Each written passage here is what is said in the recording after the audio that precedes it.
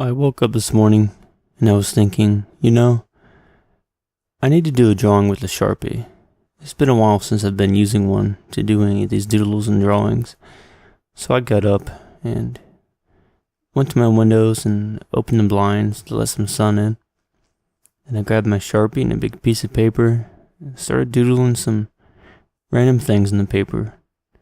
Never really know what it is, as always, but I had fun doing it, and it looks like kind of like tree roots or branches or something in clouds. And so it's been a pretty good day. The sun's out. It's going to be warm the next week. It's going to be in the 70s. I'm really looking forward to that.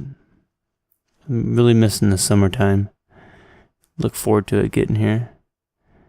And most of this drawing is just really weird clouds.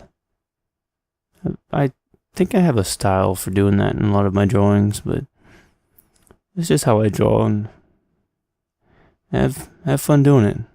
But it's a great time, and look forward to doing more of these big doodles with a Sharpie, random abstract shapes.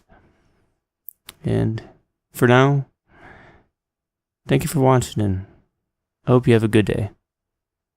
Thank you.